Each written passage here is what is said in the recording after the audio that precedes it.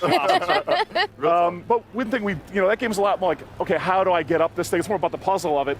Us in our studio have done a lot of Killer Instinct, a lot of fighting game stuff. So what can we take from those genres and put into a game like that to make a brand new action game unlike anything's ever seen? Right. Derek's playing it right now. He's showing us some we got some gameplay. stuff. This is a live demo, everybody, that we have right here. Derek's in the sticks. It does not look like this when I play it. So he's playing as a Veal, who is one of the Reveni people. Now, in the story, ogres used to attack humans or the Reveni all the time. Right. And they went away for a long time, so he's kind of the only sentinel left to protect the people. So the goal is to save all the humans from extinction, essentially, right? So right here you can see he's opening a portal to save them, getting attacked by minions. We have flying minions, ground minions. That little blue reticle on him, you could kind of lasso onto him, just catapult himself up onto the rooftops. But like, one thing about this game that's really, really cool is the traversal stuff, because once you see an ogre, and we'll probably see one here in a little bit, they're actually 150 feet tall. Ooh. And so you need an awesome set of tools to kind of get up at their level and be able to see them. Oh my goodness, So, they are quite massive. Jumps, double jumps, we got wall runs, we got climbs. Nice. So we the got maneuverability, glides. you can move around, you're mobile. Yeah, this game's crazy traversal stuff. That's pretty impressive. You're really nimble. And there you kind of see the first ogre coming in the scene. They're massive, they kind of destroy everything in their wake. And you just slow down time there to catch that. I love how stylish this game is when you're just traversing the environment. Yeah. Like, you never have to touch the ground, right? Once you get really good at the locomotion tools. Right. I was going to ask, like, how hard is it to do this? It's it's not that hard once you get into it, because it's like you don't start off with all these abilities. Yeah. It's kind of like you build them over time, and as the story goes on, you unlock new things. So we roll them out to you really slowly in a way that's very comfortable. But once you get the full set tools in the toolbox about halfway through, it's super, super powerful.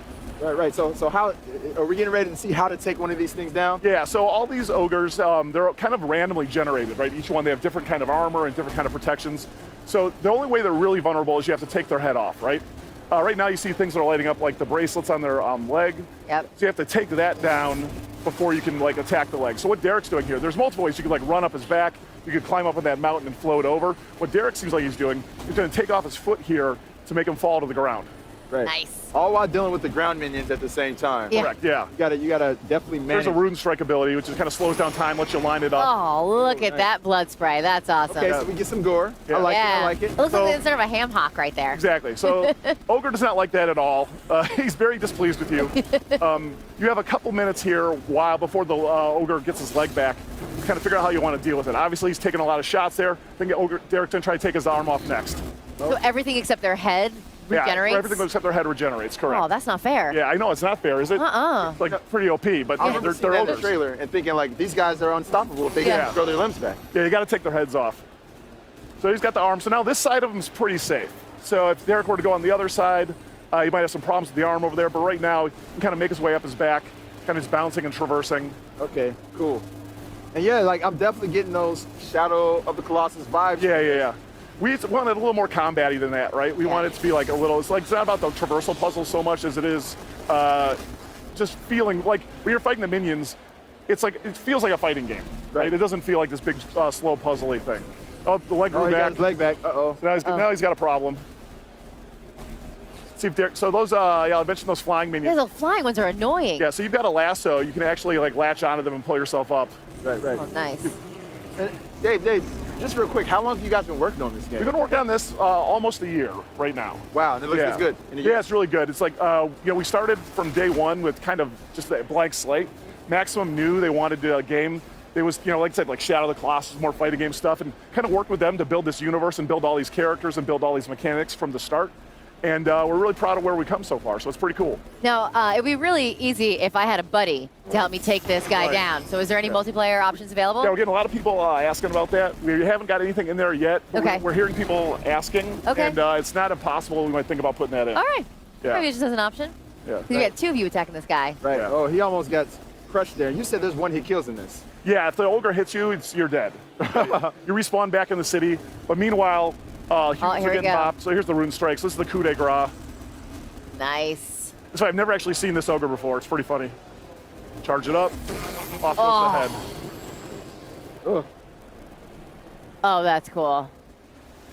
So that was cool, but there's still another ogre in the world we got to deal with here. Right, and that's How many different types are there? There's a bunch of they're all randomly generated. Oh, gosh. There's a bunch of different armors, a bunch of different kind of behavior patterns. Keep you stuff guessing do. the whole time. Yeah, it's like the game. We want it to be like very speed runny, kind of played again and again and again. Different modes in the game. Obviously, we have a really rich campaign with a story where you do a lot of unlocks. We've also got like daily challenges. So you get up there and hey, how fast can you take this ogre down? That's like the daily challenge, right? We have a map generator where you kind of give it some information on the kind of map you want to make, then share that with your friends for challenges wow. there. I like we have that. a bunch of modes like that in the game that are really cool. Yeah. Now, you mentioned that, you guys definitely took a lot of inspiration from Shadow of the Colossus, but were there any other games that you took a little bit? It's like Shadow of the Colossus meets a fighting game. Oh, okay. A lot of people have mentioned like Attack on Titan to us. Obviously, we're familiar with that, but really, it's like if Attack on Titan didn't exist, we'd still make this game probably, just because listen, Shadow of the Colossus is like top 5 all time for me. Right. Yeah. Right. How did you guys balance the game and make it to where it was still winnable? Yeah. Even though you have these massive enemies. A lot of really bad versions of the game come first. Yeah. No, it's like, we play it, and you see like Derek is obviously very good at the game at this point. We put it in front of people who've never played it before, friends and family kind of betas, stuff like that. We'll just start doing focus testing when it gets even more polished. And then just kind of keep looking for where people are failing and just figure out how to, make that better and easier for people to figure out. So it is a really unique art design, a very unique look to it. How did you guys go about creating how you wanted the color palette and what you really wanted it to look like? I think it was a lot of our team just wanted to do something totally different than what we've done before.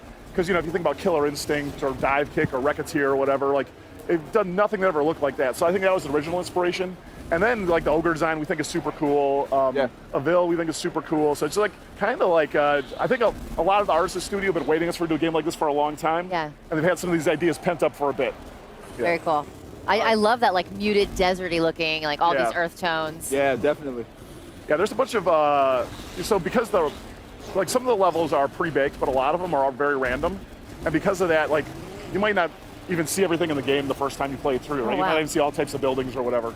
I like so much that you can actually lasso the flying enemies. Yeah. Yeah. You can basically weaponize them as well. Like, so we saw that, because that's the thing, like, we dropped that the visual trailer without the gameplay in it, like, first. It was like, oh, you're not going to be able to do that, you're not going to be able to do that. You're not going to be able to lasso that flying guy by the neck and have him haul you around and jump onto a crane. Well, guess what? You can do all those things. Right? Yeah. Another leg. I love the slow motion blood spray. I think that's my favorite. It's a lot of blood. I like it.